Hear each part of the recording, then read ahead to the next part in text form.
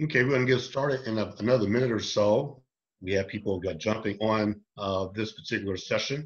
So we'll be getting started in another minute or two. So just kind of hang tight. And we look forward to a thoughtful and provocative conversation as part of today's webinar between Michigan Women Forward, the Michigan Women Forward, and the Lead Group. Hang tight.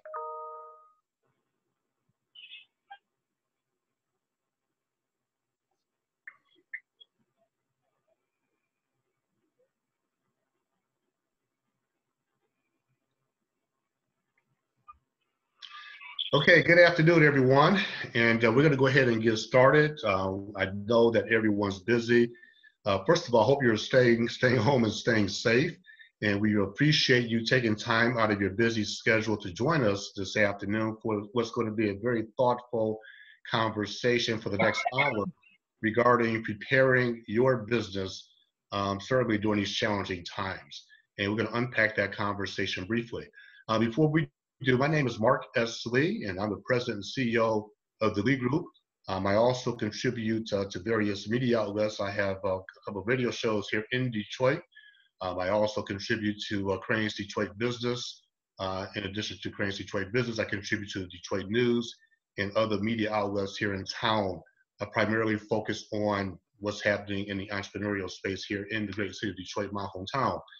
And just a couple of housekeeping notes before we get started and I introduce our very special guest. Number one, I want you to realize that this is in fact being recorded. This is being recorded. And clearly as we're recording this will be made available afterwards at the website of the Michigan Women Forward. Number two, as you're entering, make sure that you stay on mute, please. We will give you an opportunity to ask questions as part of the Q&A chat line. So feel free, please, to mute yourself. And also feel free to stop sharing your video as well. And a lot of us have on the videos. If you choose to do that, that's fine. But certainly you don't have to do that as well. Number three, this is being broadcast live via Facebook as well, Facebook Live. Feel free to share it. Go to my page. My page is Mark S. Lee, Facebook. And please feel free to share. We want as many people across Metro Detroit and beyond to certainly understand what we're trying to do today.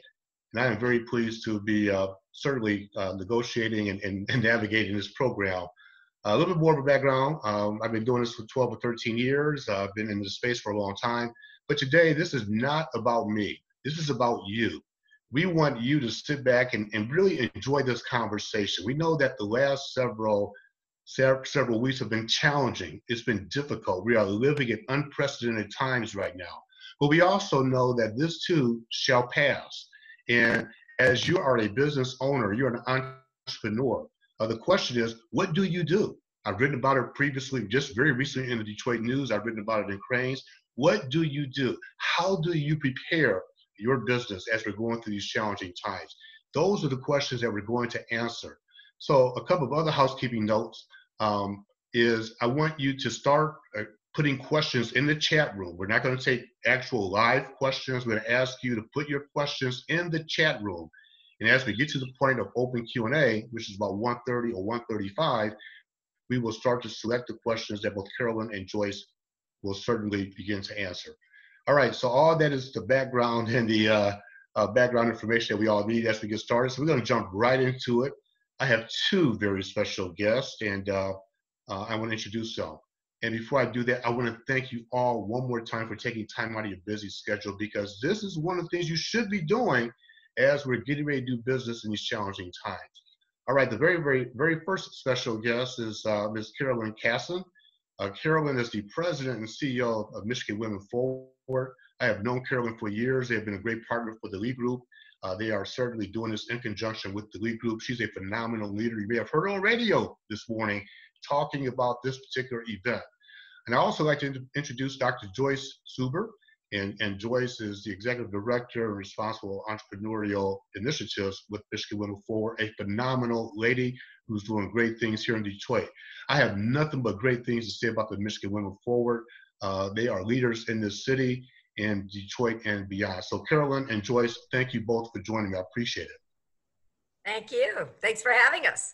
Absolutely. We're going to jump right into it. So again, if you're just joining us, what we want to do is to make sure that you begin to put your questions as we get into this conversation. Type your questions in the chat room, and then we will certainly begin to engage you by answering your questions as we get further into this. All right, so Joyce and Carolyn, thank you for joining us. What we're going to do is to jump right into it.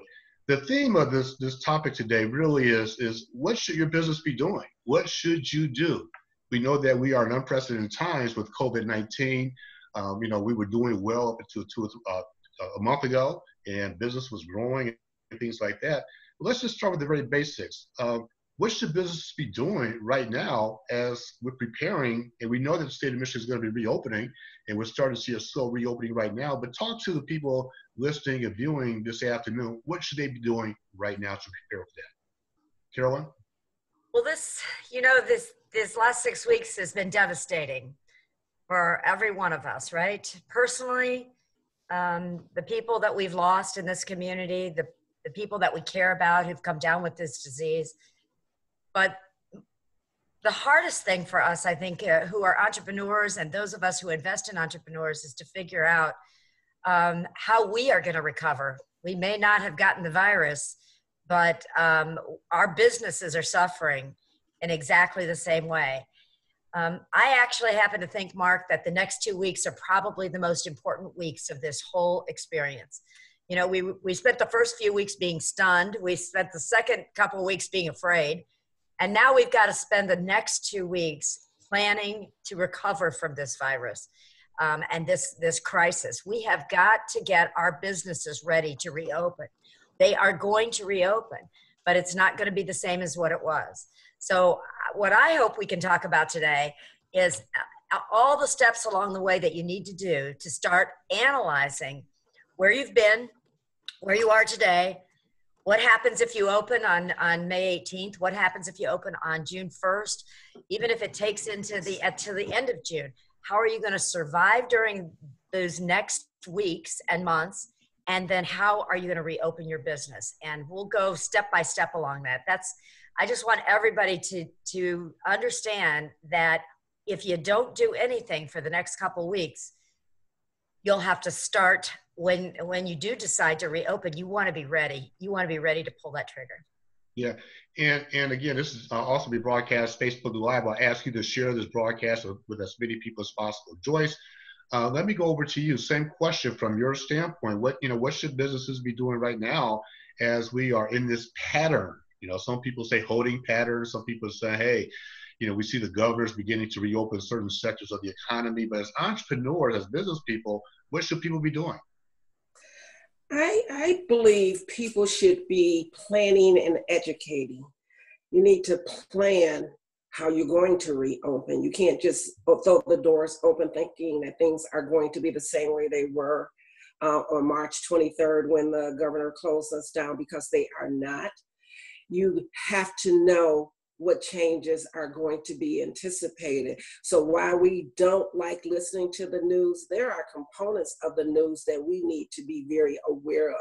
So it's important that we're educated, and it's important that we plan, because this is not something that you are going to, as risk takers, which entrepreneurs are, it's not something that you're just going to go open your doors back and expect things to be the same way they were 5 weeks ago, because that is not the reality.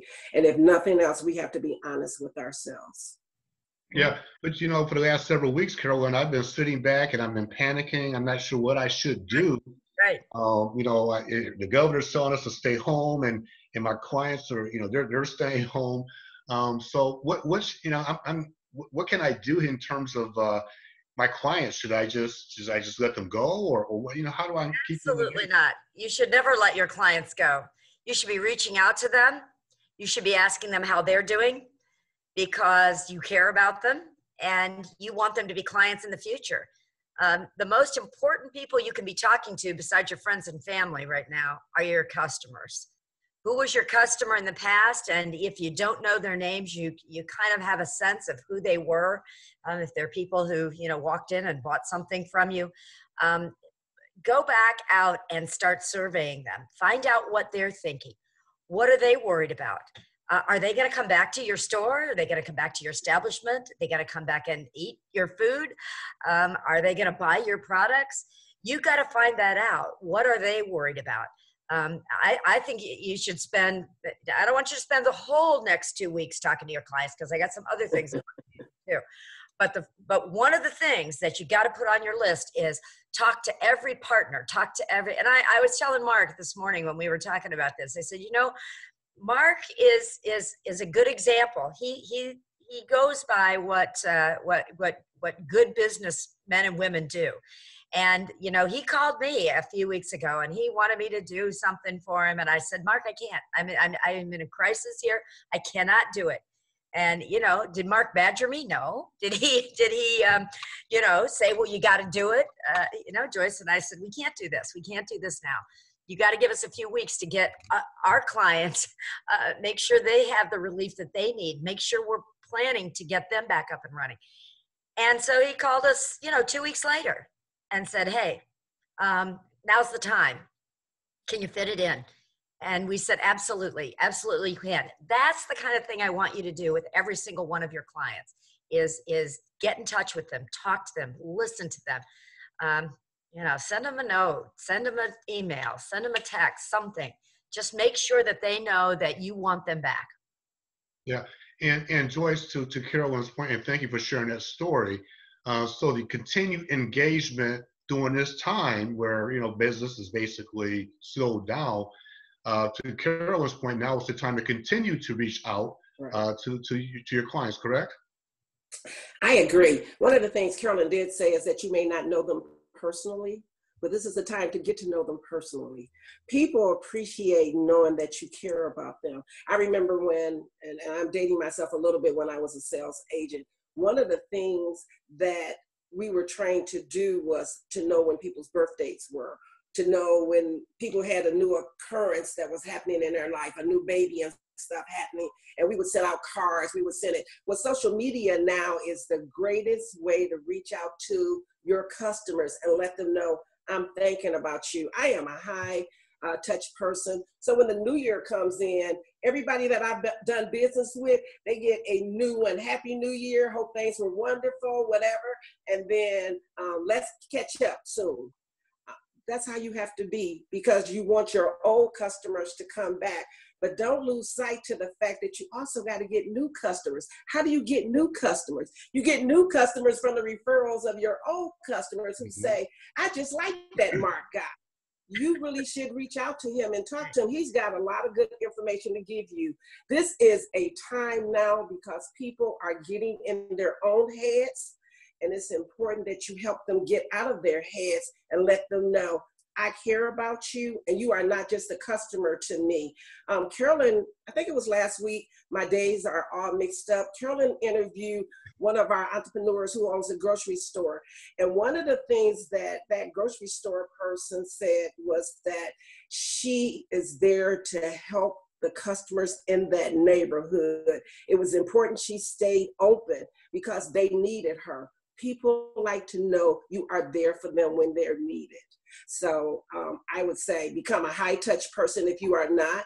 Sometimes we have to do things that's painful, take us out of our comfort zone. I mean, this pandemic took everybody out of their comfort zone, correct?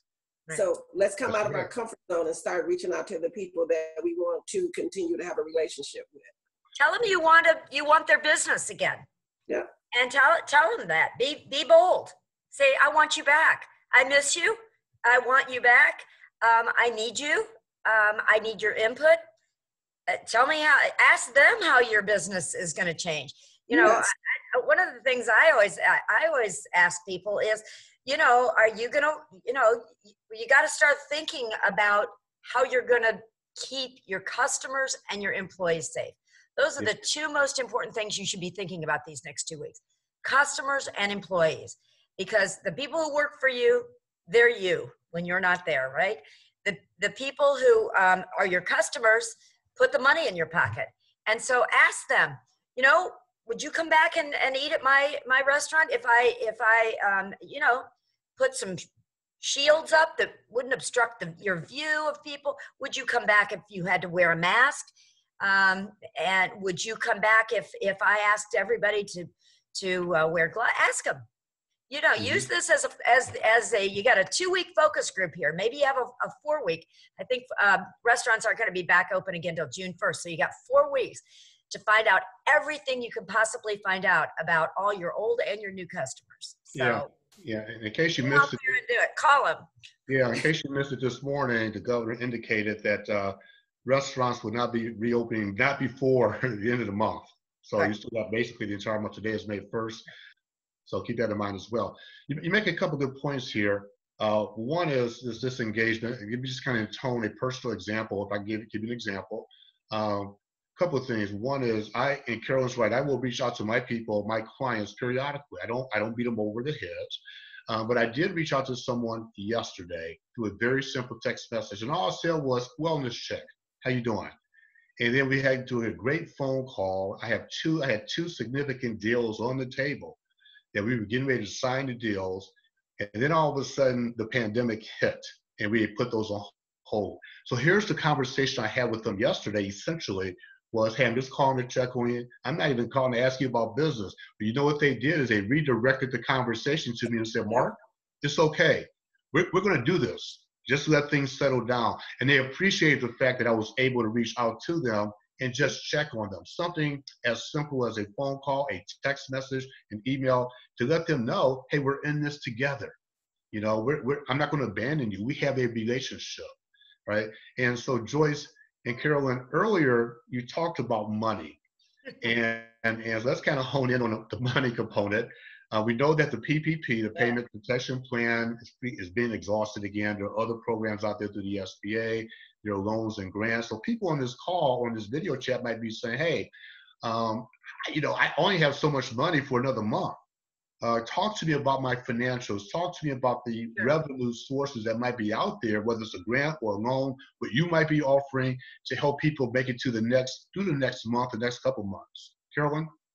Well, before I tell you about where to go get new money, let me tell you about what I'm going to ask if you want new money from MWF. I'm going to tell you to do something that is really painful. I know you don't want to do it, and the last thing you want to do when you've been laid off, when your business doesn't have any money, is to look really openly and honest. I don't know what you do when you're kind of in one of these situations. The last thing you want to do is open that mail, right? The last thing you want to do is open that email that has a bill in it, that you don't have the money to pay. But I'm going to tell you that the hardest thing I'm going to ask you to do, but the most important thing I'm going to ask you to do, is to put together a cash flow statement. Find out really where you are. And if you don't know how to do that, you just call me. I will make sure that we get you, or I will help you do it. We'll find you somebody who will help you do that. But I want you to figure out really where you are. When are you going to run out of money so that you can't open your business? When are you going to, how much is it going to cost you to get back in business? Because the world is different. You're going to have to, to deep clean all of your probably every night. You're going to have to do that if you have an establishment that people come in and out of. You're going to have to buy some personal protective equipment for your staff. Yeah. You're going to be responsible for. There's a lot of new costs, but you've got to know where you are today. You've got to know how much money you have. And I'll let Joyce talk about some more of the kinds of things, the tough things that we're really, we're doing. I'm doing it for my companies, my 2 companies. I'm doing it for mine, and it's painful because there's no money coming in. There's a lot of money going out, but there's no money coming in. And so it's hard to look at because you see those brackets around things, or those, if you have a computer program that puts losses in red, they come out red, my least favorite color. And so it's not fun, but there is something very important about that, because then you know where you are, and then you know what you need. The next question you ask, I want to talk about what we can do once we figure out how much we need, what we can do to get it to you. But I'll let Joyce jump in. Go ahead, Joyce. So I think Carolyn makes a good point.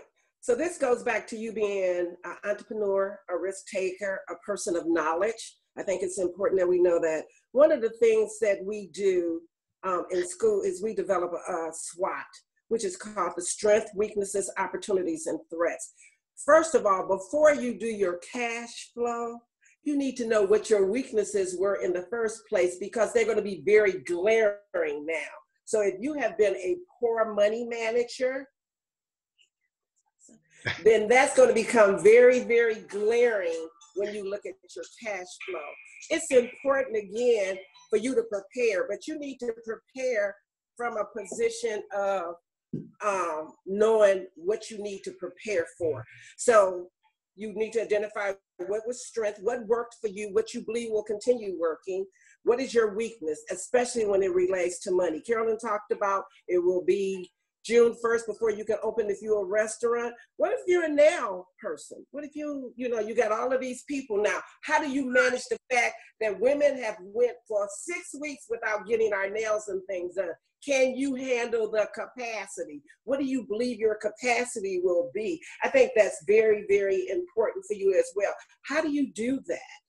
As Carolyn talked about too, she talked about the clothing and the personal protection equipment that you'll need to have for your staff and yourself. How do you do that and manage your capacity? See, all of this stuff starts aligning and connecting, right? Because your business right in front of your eyes is being transformed, and not because of anything that you did, right? So first of all, we need to put that on the table. This had nothing to do with you. This was something that happened outside of your control. It's okay for you to be upset. It's okay for you to cry, but you now got to move on to understanding, who am I as a business owner? What do I need to do differently? How can I be better, stronger, and bigger on the other side of this? All of this takes you writing down an accountability plan, because if you become accountable to you, and then you pick someone like Michigan Women Forward to be your accountability partners, I believe that you can win and survive. Now, I like to be proven wrong. So prove me wrong. We are here to help you. The last thing I want you to think about, remember again, the SWOT, being accountable to someone, realizing that you're being transformed. Are you an essential business or non-essential? How can you become essential for me as a customer, right? Because I'm your customer, and we use these terms and we throw them around, but you want to be essential for Joyce. So how do you do that? All of that takes some planning, some preparing for us to understand how we need to be, again, different and better. Yeah, and I think you make some good points there, Joyce. and as in addition to everything else I do in this town, I'm also an adjunct professor at 3 different universities, in the College of Business at Eastern Michigan University, Northwood University, and I'm forgetting somebody, Madonna University. And one of the things I tell my students, we go through that exact same those thing. nuns, Mark, never forget the nuns. That's right.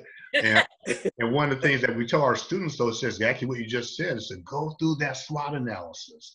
And I would tell you, and again, I would encourage you all to start, dropping questions in the chat room, because we're going to open it up to you in a moment for questions, about 5 or 10 minutes for questions. And as you talk about sitting back, I love the example that you just gave about the SWOT analysis. Again, using myself as an example, I have pulled back in terms of looking at my overall business strategy. And what I've realized is I've had expenses, because I've been so busy, that eventually the expenses just become so common, you don't even think about it. But what have I been able to do is I've gone through and eliminated expenses that I really don't need. And I'm only focused on the expenses that I deem as an investment. Those investments that will enable me to certainly grow my business, as opposed to those nicer things things I think are nice, but I really don't need to have those. So yes, I have gone through and eliminated. I can tell you exactly, I'm not going to say on this call, I can tell you exactly how much money I've eliminated in terms of the so-called necessary expenses, which are not really necessary expenses, Carolyn. Yeah, no, that's exactly, and that's why I love the cash flow analysis, and we've got a great worksheet that we'll share with you on MWF's website, and we're going to put it on Monday. So we've got tools for you so that you can go through all of this and make sure, but you see it. You can see it. Oh, wow, $500 a month I spent on that coffee and those lunches. I could have, there's just a lot of things you see when you lay it all out. So anyway, I'm going to ask you to do that really. And you want us to go on to what we, Well, no, let me come back. Continue to drop your questions. People are dropping comments. Thank you very much. Continue to drop your comments and questions. Carolyn, I do want to come back to you. Sure. Because one of the questions that I get a lot, that you can imagine, is about financing. People are looking for money right now. We know PPP is dried up. We know that other areas are drying up. Talk to us about the types of dollars, monies, grants that are out there right now that people can tap into to help keep their businesses afloat. Well, you're going to hear more about it next week from MWF. We're going to we've launched this program called the Resilience Fund because we invest in women-owned, women-led businesses, and I don't know about you, but my money is always on women businesses. They're the most resilient thing I know of. Women are amazing, and they can make something out of nothing. And that's why we called it the Resilient Fund, because we think women are resilient. And so this fund is, we have some big announcements about who's going to help us fund this. I think it's going to be around $1.5 million. We are going to be making small loans for you to get back up and running. We're going to be making some grants for those of you who don't need, just need a little bit to get back up and running. But you watch our website next week and you'll get all the details on this. We're just in the process of finalizing all of that over the next couple days. But this is going to be a big opportunity because what I have done is go out and Joyce has been a huge part of this. We've gone out and we've said to people, thank you for your help.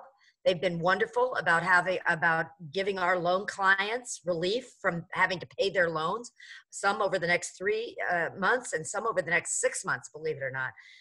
And so we've gotten a lot of immediate relief like you all have. You've probably gone out, you've asked your landlord, can you delay a payment maybe a month, something like that. And if you haven't done that, go do it. Go ask everybody. This is the one time when you go out and you ask everybody to help you. I need you to delay that payment. I can't pay it all, but I can pay $100 on it.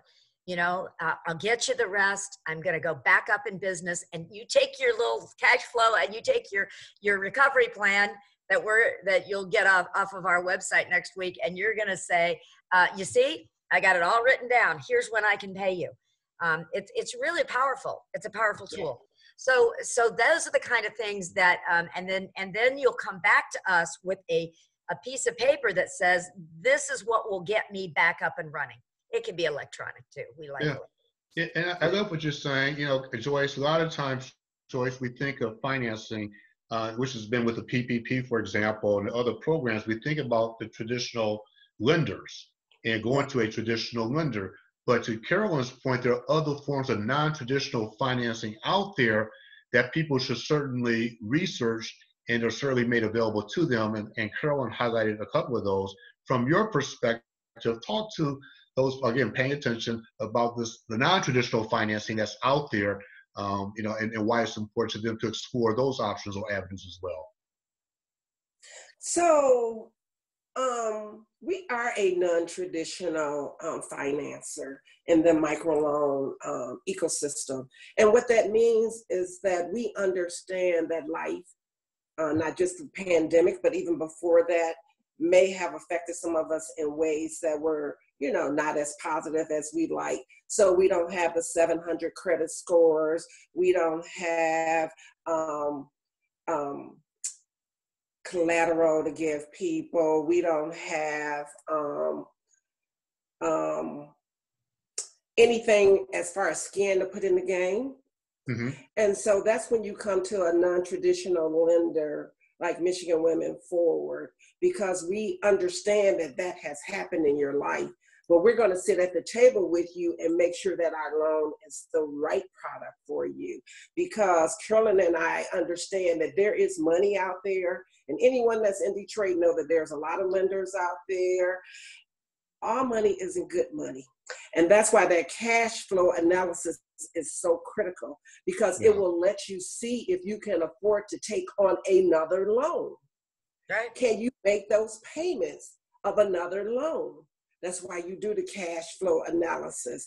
But you also, during this time where if you were blessed enough to be a part of Michigan Women Forward, where you had 3 months of your loan deferred, or you had 6 months of it paid because you were a part of the government funding that we were doing, what are you doing with that money? You should be using that money to pay your vendors. You should be using that money to get out of debt. You should be using that money to reduce the areas of your budget that made you weak instead of strong. Yeah. So we're going to help you as a non-traditional lender because, again, we are going to look at your credit report because it's critical for us to make sure that you are doing that. You are paying off those bad debts, that you are moving to improve your business. We are going to make sure that we're only loaning you the amount of money that you can afford to pay back.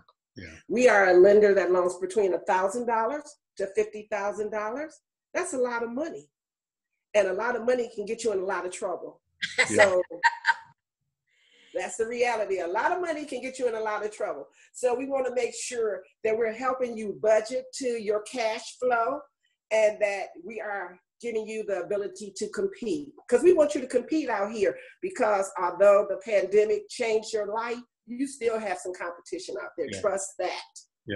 Yeah. And we have a lot of questions. So I'm going to segue into a lot of questions and comments are coming through. This is incredible. This is humbling. There's such a need for information. So I'm going to start up with, if I'm reading this correctly, Raven. Again, this is being Facebook Live. Share the link. This is also being recorded as well. You'll be able to view this again at the website of Michigan Women Forward. But from Raven, as a new business owner with projected time this fall, I'm in a position where I'm scared. I'm scared to open my business during 2020. And we've gotten an insane number of quotes here, construction quotes. So I guess the question here is, I want us to be successful and not put in the insane amount of stress due to the public being scared to come and participate. Should we wait until the governor reopens things to see what comes of this, or should we plan now for 2021 open date versus 2020? So in other words, she's afraid to open her business right now. Should we wait until the governor, again, gives more direction and plan for 2021, or talk to her about what should she be doing at this time in terms of opening her business? Yeah, my favorite answer is always, it depends. It depends. It depends on if your business is already up and running, and you decide not to reopen it. That's a decision that is a very painful one, because you either, you still owe some people money, you're going to lose those customers. So I like to sort of think through what will happen if I don't open. Now, if you've never opened before and you have a job or you have something that's paying you some money right now, I would say the smartest thing you could possibly do is to plan for 2021, when we'll know a lot more. We'll know whether this virus is going to mutate and start all up again this fall. We don't, there's a lot we'll know this by 6 months from now, which will get us, right on the cusp of 2021. But if you're already in business, think very hard and carefully about not reopening at all, because it's like starting all over again if you do that. I think you're smart enough for us collectively to help you figure out how to reopen if you're already in business. But if you're not, then I think that's smart. If you haven't opened yet and you can afford, now if you've already, I know some people, Joyce and I just loaned money to one of them who was in the middle of this. They had their build out going on. It was, they were all in, ready to open a few weeks from March when we got all sent home. And that's tough. Now, not to open up would be extremely difficult for that kind of a situation. So that's how I answer. Joyce, do you have? I do. I want to say it depends, but why not try both? This is the opportunity for you to look at your business model. So maybe you were going to do a brick and mortar, but now you need to do a pop-up. Maybe you are going to open a restaurant, but now you need to be a caterer. So there are opportunities because entrepreneurs are generally risk takers. So take the risk, but don't compound the problem. Look for an opportunity for you to start slowly getting into that space.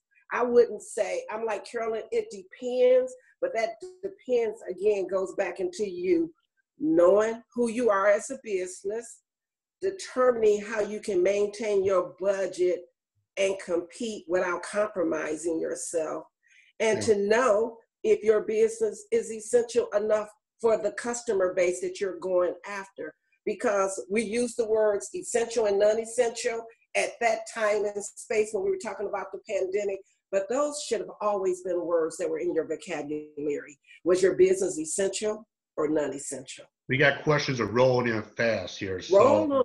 We're going to keep rolling. Keep us from talking too much. No, we're going to keep rolling. April Davis has a very good question. Carolyn, you kind of talked about it. Joyce, I'm going to turn it over to you because it kind of gets to what you're talking about. April's question is, how will you pivot? How will you pivot during this time of change? How do you pivot, Joyce? Joyce, go ahead, Carolyn. Pivoting is we're all going to pivot. There's nobody here. There's nobody on this call. There's not one of us that is not going to pivot because the world is a different place now. And so we are going to all have to do something different, whether it's we got to buy protective equipment, whether it's means we've got to wear a mask when we go out. I don't know about you, but I do not look good in that mask. It's not, there's a lot of things that we're going to have to all do differently. But if you want to pivot your business, now is the time to, you've got 2 weeks, 4 weeks.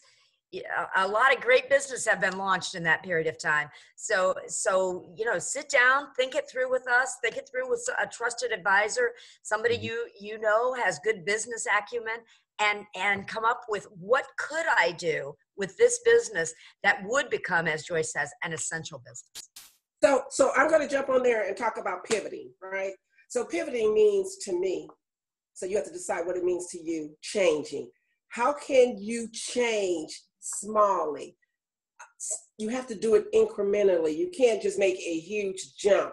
So that again goes back to you knowing who you are as a business owner, knowing what your business means to the industry that you're in, and knowing how much you want to do to change it. See, we can all have these big dreams, and they could be lofty dreams, but you can make them real by doing them in small places. So I'm going to tell the young lady that asked that, you're going to pivot by taking small baby steps, and there's nothing wrong with that. All right, we want you to. I'm going to tell you that you can pivot overnight too. So that's what Joyce and I we love about each other. We're sometimes two sides of a coin, and that's what's great. But I reinvented myself. I spent 30 years in the healthcare industry. I didn't know anything about investing and anything about any of this. And you can pivot on a dime if you feel it in. But Joyce was right. You got to feel it in your heart. You know who you are. Can you just turn around and do something totally different that you've never done before? You will feel stupid because you don't know that industry. You knew this industry, now you didn't. I can tell you I had to learn a whole new language. You can do it, but you have to be very bold and fearless and fierce. Well, yeah, questions are rolling in fast. Real quick, in terms of pivoting, here's the example of pivoting. We would normally do this face-to-face. That's right. And we pivoted. And I just, I learned Zoom a month ago with my students. We had no choice. So I reached out to Michigan Women Forward and said, let's do this electronically. Let's do it virtually. This is literally pivoting. What we're doing right now is pivoting and using creativity. Markeith has a question. I'm faced with having to muster up a great deal of creativity as I am probably in the category of the schools and perhaps daycares that I run a center for special needs families. I'm really worried if and when the families feel safe to come back to the facility. I strongly feel that I am an essential business in to our families, but now how do I keep things sterile and safe, especially when kids are involved? Yeah, it's a very, very difficult. this is what you got to start laying out right now. How are you going to talk to those parents to make sure they know that you understand that they've got to be safe? How can you get them started? See, I would call every one of those parents and I'd say, now I'm getting ready to reopen as soon as I possibly can. And I want you back and I want your daughter back. But let me tell you, here's what we got to get used to. We got to get used to not as much touching. We got to get used to not as much hugging. You know, everybody's got to start thinking about how we're gonna change the way we've been doing. So let's start practicing it at home now, so we can get started on this. You know, are they going to need to wear protective masks? I don't know. I mean, I think those are the kinds of things you got to start working on. Start planning for that. I think you're an essential business. I guarantee you. Yeah. I saw one of the questions go by, and I tell you, I don't know, sometimes men don't think to ask this question, but the woman who said that she's a mom, she's trying to teach her kids school, she's trying to run her business, she's trying to stay healthy. You know, this is the toughest time in the world for women. And I just want you to know how much we are there for you. But the answer to that is ask for help. Ask for help. Ask for help from your next door neighbor. Ask for help from one of us. Ask for help, because we're here. We're here. You know, I have a daughter that asks for help every day, and I have a daughter that never asks for help. That's her father must have taught her that. But you know, you have to ask for help. You got to say, please, please. You know, I need you for a half an hour. Just take these kids for a half an hour. So back to the essential, make sure you are in an essential business. Mothers want to get back to some sense of normalcy. We want to get back to just doing 1 or 2 things at a time, not 14 things at a time. And so I think they're going to want to bring their children back to you as long as they can trust you, as long as they know that you are going to make sure their kids are safe. You know, make sure their kids are in a clean, safe environment, and do everything you can possibly do to keep them that way. Yeah, and that question, by the way, I want to give her acknowledgments from Carrie Buffington. She was asking specifically about, you know, being a mom and having kids, and basically, quite frankly, managing all this. I mean, we got added stress here. So, and Carolyn certainly took time to do that. One of the things I'm encouraged to see, too, is that people are actually reaching out as part of this overall chat, and they're offering to help each other. How cool is that? They're actually helping to offer each other. So we're going to encourage you to reach out to each other as well. And I thank you all for the feedback and the questions and comments. That's Carrie. We already addressed that question. This is from a question about funding. Here we go. Dara Meho, I believe. I apologize if I mispronounced your name. This is to you, Joyce. Will you reiterate what the T stood for in the SWOT analysis? Who should I contact to establish an accountability plan? Okay. So again, SWOT stands for strength, weaknesses, opportunity, and threats. So your threats can come from things that you do not know are getting ready to happen, like the pandemic. No, we couldn't prepare for this, but you could prepare now that you know this has happened. What if it happens again? How do I prepare? Who's my competition? What have they changed about their business? When I looked at my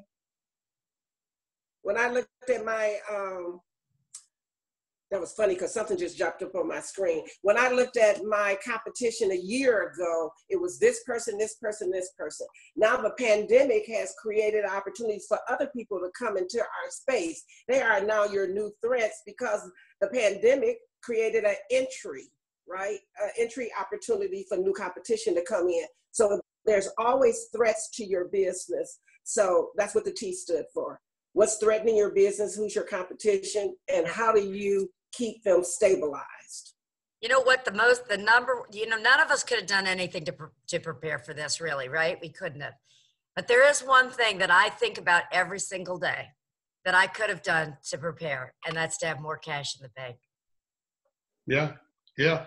I could have I could have made sure that there was a little more cushion, and that's why, you know, we've got to prepare. We can't prepare for the next pandemic because, you know, who knows, but we can now start to take the lessons that we learned from this one And for most of us, it is, you know, you can't live over time. You got to stop living paycheck to paycheck. You have to do it in the first year or so of your business. You have to do it in the first year or so that you're trying to build a new business. But over time, you got to take a few of those dollars every month and put them away for the next, whatever the next threat is that comes to your business, because there will be another one. And this one will probably not be something you didn't cause. This one will be something that, you know, you missed. You did. Yeah, Right. and let me talk about that briefly. I got a couple other questions as well. This is for everybody on this video link right now. Obviously, I've done a lot of interviews. I do a ton of interviews, and people ask me for my opinion. But here are a couple of stats I want you to write down, and it reinforces what Carolyn and Joyce are both saying about financing. Nationally, 47%, according to a study, 47% of entrepreneurs have only 2 weeks of cash in the bank. Right. Think about that. You only have 2 weeks of financing or funding in the bank. So if you think about today is May 1st, that means May 15th, guess what? You're going to be out of money, right? In the city of Detroit, that number goes up to 70%. Right. 70. In the city of Detroit, we have 63,000 small businesses, according to the U.S. Census data from 2012. So we're the fourth largest city in the country. And I want to point that out because we have a higher number of women-owned businesses in Detroit and in Wayne County. We have a higher number of minority-owned businesses in the city of Detroit and Wayne County, and of course, Macomb and Oakland. So think about those numbers, and when you go back and listen to that P&L statement that Carolyn and Joyce are talking about, that's why it's important for you to think about looking at your finances. That's stat number 2, or give you a third stat. Stat number 3 is people who want to open a business in normal times. People who want to open a business in normal times have less than $10,000 in financing, right, to open a business. So put those two factors together, lack of resources in the bank and the lack of resources of funding to open a business, that challenges your thought process. And that's why we're having this conversation today. So Carolyn and Joyce, with that as a backdrop, and I'll get to other questions in a second, talk about, I know we talked about it earlier, but this is important to understand about the lack of funding that current businesses have. And again, the importance of that non-traditional financing that you offer. I think that's important for people to understand again. Yeah, I think everybody needs to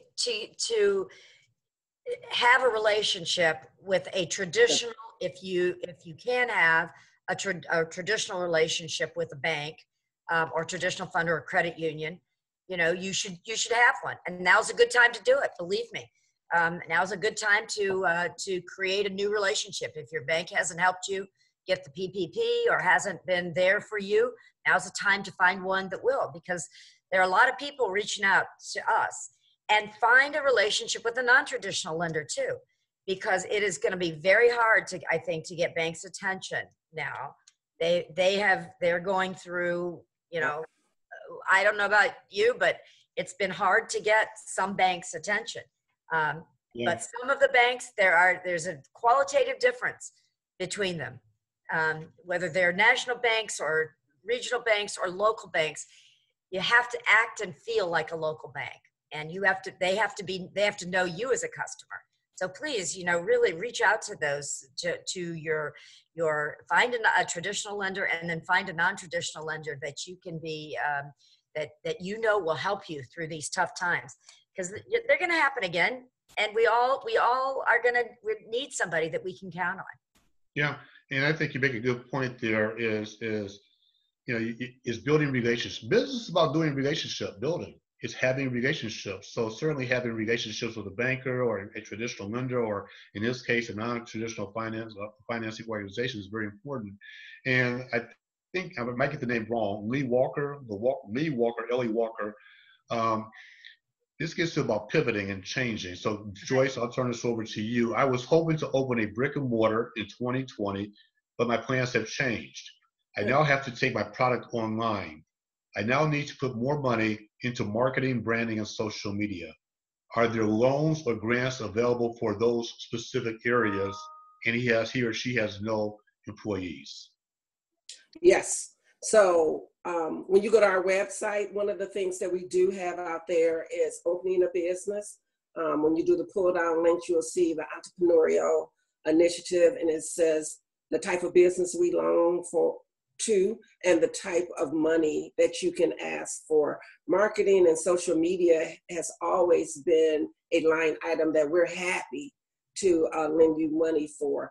And yesterday I was telling Carolyn, I've been off the last couple of days, and I've been spending a lot of time getting educated myself. And I saw this great video on 5 tips of social media and how to make that valuable. So one of the things that we talked about when this pandemic first happened was how many of our entrepreneurs that we're supporting have websites. And we were amazed at how many of them did not have websites. So this is a great opportunity to come and have a conversation with us to talk about, how do I get a website?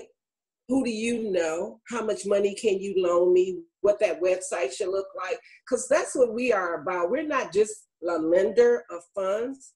We are a supporter of your business, because we want to create sustainable businesses. You know, we don't want to turn around and we can say proudly that we did 192 loans in 3 years or whatever. We want to say we did 192 loans today, and 190 of them are still open. I'm not going to fool myself and say all 192 of them are still open, because the reality of when you do your cash flow analysis is understanding that there may not be money available for you to stay open. And so part of the planning that we help you do, and that we're going to talk about as the recovery plan, which we haven't talked about, because we're going to help you do a cash flow analysis, but we're also going to help you do a recovery plan. And part of that recovery plan may include an exit strategy, because we have to be real with ourselves. There is sometimes when this is not the right business for us. It doesn't mean that you can't still be an entrepreneur. It just means that this wasn't the right business for you at this time. And so we're going to help you think about that. So Michigan Women Forward is always available to help you with that. And yes, we will be very pleased to join you in developing social media and websites. Yeah, I think you make a good point there too. You have to begin to think creatively and also be an innovator. So that's a great question about brick and mortar versus going online. Think about it. We know what's happening with brick and mortar businesses. You have to be able to leverage technology to continue to remain relevant. Case in point, okay, Mark, what are you talking about? Let's look at malls, for example. Right. The majority of the malls, 25% of the malls are going to be out of business within the 5-year window. Think about that, 25% within 5 years. The stores that are closing down in malls, the retail outlets that are closing down rapidly are those really affiliated directly with malls. Right? So as you think about your business, you want to think about leveraging technology. If you have a brick and mortar, how do you continue to leverage, if you will, technology, right? And think creatively and be innovative, because that's what customers are beginning to demand as well.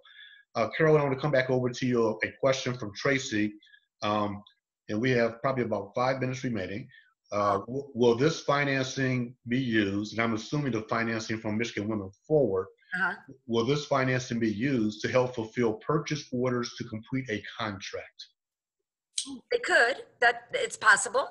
If you've got purchase orders and you need cash to fulfill those, you don't have inventory to get those orders filled, that's a perfect reason to come. That's a great recovery and restart reason to come to us and talk.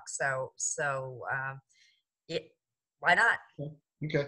As we begin to wrap up, what I want to do is, first of all, thank you all for the great comments. A lot of these you send me comments privately, thanking me for hosting this and doing this. Hey, it's not about me. This is about us. We're all in the same space, and we're trying to provide you with the resources to help you make it through these difficult times. And what we're trying to do today is to give you tools now, practical tools, not the pie in the sky stuff, but things that you can implement today that you need to prepare as you prepare for coming out of COVID-19. For example, someone called me the other day and said, well, Mark, I don't know if I need to provide face shields and masks. Hey, here's the assumption. The assumption is, depending on the type of business that you're in, you're going to probably have to provide masks Right. and sanitize. Those are things that you are going to have to invest in. Add that to your P&L. Right. All right. So if you're not sure, just assume that you have to do it. Right. So those are types of things that we're trying to provide you with the advice and counsel. So what I want to do before we wrap up is I want to give Carolyn a minute or so for her final comments. I want to give Joyce a minute or so for her final comments, and then I will wrap this up. Carolyn, we'll start with you. Well, on my days that I'm you know, feeling a little overwhelmed, I don't always feel this way, but here's what I wish for you, for all of you, is that you feel how exciting this opportunity is. We're gonna reopen our businesses in a new era, an era that we can create ourselves. It can be for the better. It can be a better world than the one we had before. It can be a more inclusive world. It can be a world where we do things as a group, and we make sure that what we're doing keeps people safe. Mm-hmm. And I want to be sure that you're all a part of this with us. I want to make sure that every single woman-owned business in the state of Michigan gets reopened. And we're the first people at the door, waiting to open the door for our customers. But we're doing it safely, and we're doing it in a way that keeps both our employees and our customers safe. So we're going to be there walking through that door with you. Just let us know how we can help. Reach out to us. Thanks. Joyce? So I guess I'm going to be a little humbling. I just want to remind all of the entrepreneurs, particularly the females on here, as well as the males, that you are your business. You are your business. So it's important for you to take care of yourself, because your business cannot run without you. So we're talking about money, and we're talking about SWOT analysis, and we're talking about not compounding the problem, where you can be part of the problem if you don't take care of your mental health and your physical health.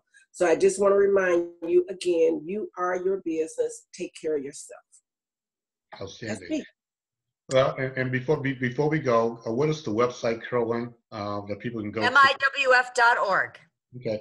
And let me just say, watch it next week, because, you know, it's Friday and I'm not doing this on the weekend. So we're going to, I'm going to take care of myself this weekend, and those cute grandkids. I want you to know, I don't know what day is it? Is today Friday? I don't know what day it is. Next week, we're going to get all this stuff up on the website for you.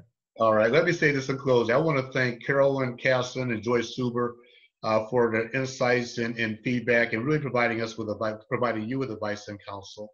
You know, again, this is being recorded. It will be posted later on the Michigan Women Forward's website. So feel free to go back, pull it down, and certainly share it with others. It's also on my Facebook page, Mark S. Lee. Please feel free to share it as well. This has really been inspiring for me. I hope you've learned something. I do want to say, I will give a quick self-promotion as well. I think, Carrie, you asked a question earlier. Someone asked a question about balancing all this. On my radio show on Sunday, I have a psychologist who will be on. And we're going to address that very topic. How do you handle all this that's going on? I would encourage you to tune in. We're going to talk about it Sunday from 11 until 1 on 9:10 a.m. The name of the radio show is In the Conference Room. And we're going to talk about that very issue. How do you balance all this? Number two, as we wrap up, is, as you all know, I do an annual small business workshop. And we have not forgotten about it. Michigan Women Forward is a partner. We're going to be coming out with an announcement on how we're going to proceed with the workshop. We have some great ideas where we're pivoting. But as we get the information, we're going to share it with you, because I think you will find that workshop of continued value. All right. So again, thank you all for your participation. It's a wonderful sunny day here in Detroit. Go out and enjoy safely. Just take your casual walk, exercise, practice social distancing. But please stay home and stay safe. And we will talk to you soon, and make it a great day. Thank you all very much. Appreciate it. Bye-bye. Thanks, Mark. Bye, everybody. Bye, Carolyn. Thank you. See you Monday. Okay, Joyce, be safe.